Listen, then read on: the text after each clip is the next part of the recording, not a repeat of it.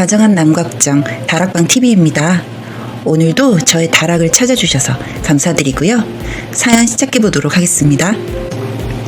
결혼이라는 것을 해보니 정말 고부 갈등이나 시댁, 시월드라는 단어가 이렇게 잘 맞을 수 있다는 것이 놀랍더라고요.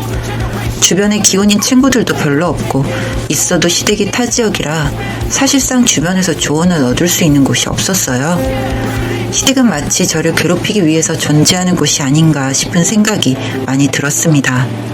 제가 취업을 위해서 타지에서 근무를 하며 취미활동으로 볼링을 하게 되었는데 그때 모임에서 인사를 시켜주던 모임의 총무가 지금의 신랑이었답니다. 모임 사람들이 대부분 중년인데 저희가 어린 편이라서 자연스레 친해지게 되었어요. 그렇게 친하게 지내다 보니 모임을 하는 분들도 계속 저희에게 잘 어울린다고 말씀해 주시고 분위기에 이끌리듯이 자연스럽게 연인관계로 발전하게 되었습니다. 제가 아무래도 타지에서 근무를 하다 보니 많이 외로운 마음도 있었고 자취를 하고 있다 보니 신랑이랑 집에서 이런저런 음식을 만들어 먹으며 데이트도 많이 했는데 집안일도 능숙하게 하는 그의 모습을 보고 저는 이렇게 가정적인 사람이라며 결혼을 해도 좋을 것 같다는 생각을 하고 있었어요. 특히 동갑인데도 어른스럽고 듬직한 모습을 보고 있으면 저도 모르게 자꾸만 의지를 하게 되더라고요. 사실 처음에는 제가 먼저 결혼을 하자고 졸라서 결혼을 하게 되었어요.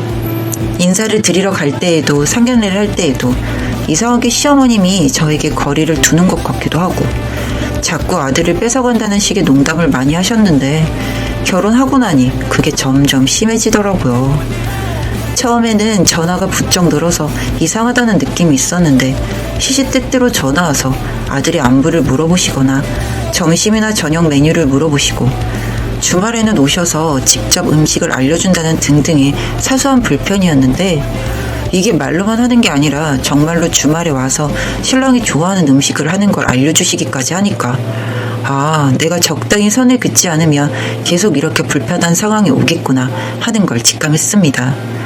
그래서 어머님이 가실 때 주말에는 저희도 쉬어야 하고 어머님도 먼 길 오면 힘드시니까 한 달에 한두 번이라도 제가 가서 음식을 배우겠습니다 하고 웃으며 이야기를 했어요.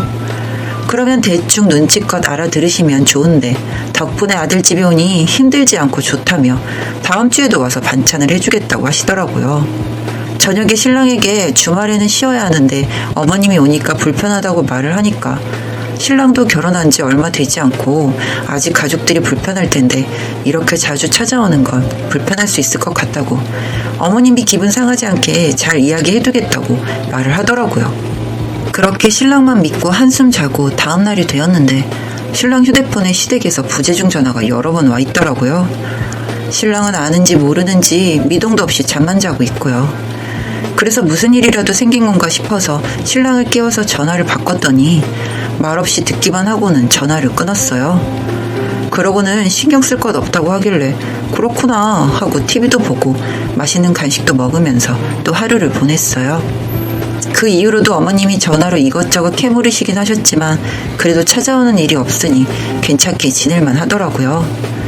그러다가 첫 제사가 있었는데 아무래도 저희 본가에서는 제사를 안 지냈다 보니 걱정도 많이 되고 부담도 많이 되더라고요. 그래도 제가 맏며느리다 보니 열심히 잘 배워둬야겠다 싶어서 회사에 휴무를 내고 제사 음식을 도우러 미리 시댁으로 가서 어머님을 도와 음식을 했습니다. 제사라는 게 낯설다 보니 음식을 준비하는 게 쉽진 않았지만 좋은 마음으로 제사 음식을 돕고 있었는데 시댁이 주택이다 보니 청소를 자주 하신다고 해도 벌레가 좀 있는 편인데 제가 벌레를 엄청 싫어해요. 그런데 하필 다 구워둔 전을 들고 바람이 잘 통하는 밖으로 이동하려고 하는데 바퀴벌레처럼 큰 벌레가 사사삭 지나가길래 저도 모르게 왁 하고 놀래서 들고 있던 쟁반을 떨어뜨리면서 넘어졌어요. 넘어지면서 아픈 것도 모른 채 이 상황을 어떻게 해야 하나 하고 있는데 어머님이 뒤에서 야! 하고 고함을 지르시더라고요. 어디서 뭘 보고 와서 이딴 식으로 행동을 하냐고 하시면서요. 아무래도 시부모님이 저를 예뻐하지 않는 걸 은연중으로 알고는 있었기 때문에 이런 상황이 생기게 되니까 아무 말도 못하고 눈물이 나더라고요. 그래서 죄송하다고 얼른 치우고 다시 굽겠다고 말씀을 드렸는데 하기 싫으면 하지 말고 가라면서 거의 쫓아내다시피 하셔서 결국 저는 집으로 돌아갔어요. 처음에는 당황해서 죄송한 마음뿐이었는데 시간이 지나고 나니 제가 일부러 그런 것도 아닌데 이런 대접을 받아야 하나 싶은 마음이 들더라고요. 그리고 무슨 제가 일부러 넘어진 것처럼 말씀을 하시는 시어머니 말도 기분이 좋지 않았는데 마침 그 타이밍에 신랑이 전화가 와서 전화를 받았는데 목소리를 듣자마자 또 서러워서 눈물이 나더라고요. 저희 신랑은 제가 걱정이 되었는데 휴무도 못 내고 해서 미안한 마음에 전화를 했던 것 같은데 제가 전화를 받자마자 우니까 놀래서는 왜 그러는지 이야기를 해보라며 말을 했는데 친구랑 다투고 고저질하는 어린아이 같아서 차마 말을 못하겠더라고요. 그렇게 이상한 통화를 마치고 전화를 끊고 시댁의 제사 시간에 맞춰서 다시 갔는데 다행히 시어머니께서 별 말씀이 없으시길래 이 상황은 적당히 지나갔어요. 제가 울어서 그런지 제사 분위기가 이상해지긴 했지만 이런 마음을 신랑에게 알리는 것도 좋지 않을 것 같아서 참고 지나갔어요. 집에 와서 신랑의 출근 끝에 이야기를 하고 신랑이 길길이 날뛰며 어머님께 전화를 하겠다고 했지만 이렇게 되면 마치 어머님과 싸우자는 것밖에 안 될 것 같아서 내가 잘못한 부분이라며 신랑을 달래고 어머님께 그때 그 상황에 대해 죄송하다고 장문의 문자를 남기고 다행히 어머님께서도 고의로 그런 게 아니라면 알겠다며 일단락되었습니다. 정말 이러한 몇 번의 일만으로도 시댁이 참 불편하고 무섭기도 했는데요. 신랑이 있는 자리에서 결정적인 일이 한번 터지게 되었었어요. 제가 시어머님과 사이를 풀어보고자 신랑과 함께 셋이서 오붓하게 놀러를 가게 되었는데요. 사실 어머님이 함께 동행한 여행이기는 하지만 오랜만에 나들이에 신이 나서 아가씨 때 입던 원피스에 구두를 입고 외출을 했습니다. 원피스는 무릎 살짝 위로 올라가는 길이이고 어차피 신랑 차를 타고 돌아다닐 예정이라서 크게 불편하지 않을 것 같아서 입은 게 화근이었어요.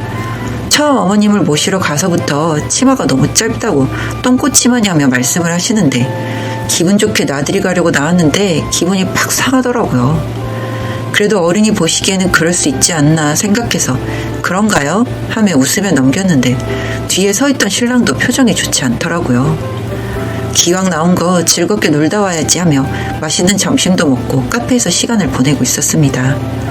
신랑이 잠시 자리를 비우는 동안에 시어머님과 친해져 보려고 이런저런 이야기를 하고 있었는데 어머니께서 말을 딱 끊으시면서 저한테 친한 척 착한 척 하지 말라고 하시더라고요.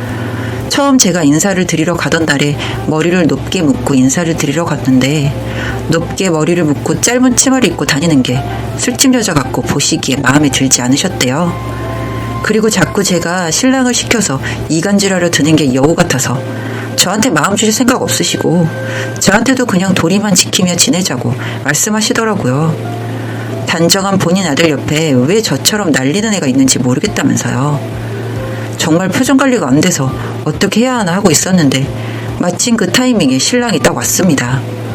신랑이 오자 신나게 이야기하시던 시어머님도 입을 꼭 다무시고 저도 별달리 할 말이 없어서 가만히 있었는데 신랑이 집으로 가자고 하더라고요. 그래서 시어머니를 모셔다 드리고 신랑과 집으로 가는 길에 신랑이 사실 카페에서 이야기가 들려서 다 들었다고 하더라고요. 저희가 2층 계단 옆 자리에서 앉아 있었는데 올라오는 길에 시어머님이 하신 이야기를 들었대요. 제가 너무 좋아하는 사람이니 신랑에게만큼은 이렇게 시댁과 잘 지내지 못하는 모습을 보이고 싶지 않았는데 신랑이 알게 되니 허무하더라고요. 그런데 한편으로는 신랑이 알게 되니 속이 시원하다는 느낌도 들었어요. 그동안 말 못하고 갑갑했던 게 한둘이 아니었거든요. 신랑이 집으로 가는 게 아니라 저희가 데이트할 때 자주 가던 작은 일본식 술집으로 가더라고요.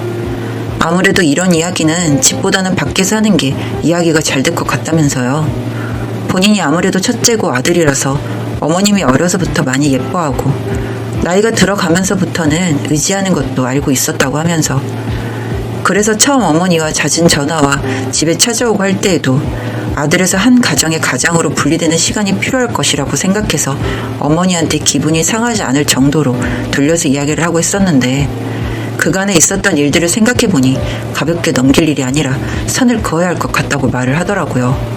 그리고 이 일로 신랑이 시댁에 전화를 해서 경조사 등의 특별한 행사가 아니면 저는 참석하지 않도록 하겠다며 말을 하고 시어머니는 버릇이 없고 여자 하나 잘못 들어와서 집안을 망쳐둔다며 큰 소리를 내셨지만 신랑이 그동안 있었던 일 그리고 특히 저에게 술집 여자 같다는 이야기를 했던 부분을 시아버님께 이야기를 하며 이런 대접을 받으며 어떻게 편한 마음으로 왕래를 할 수 있겠냐고 말씀을 드렸더니 시아버님도 하실 말씀이 없으셨던 건지 알겠다고 하셨대요.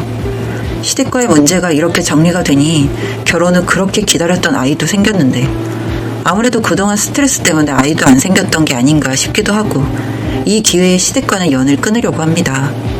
물론 저에게 무관심했던 시아버님, 저를 술집 여자의 여우라 부르던 시어머님, 그리고 몇 마디 섞어본 적 없는 도련님까지 노력을 하였음에도 피드백이 없다면 그 관계를 유지할 필요가 없다는 생각이 드네요.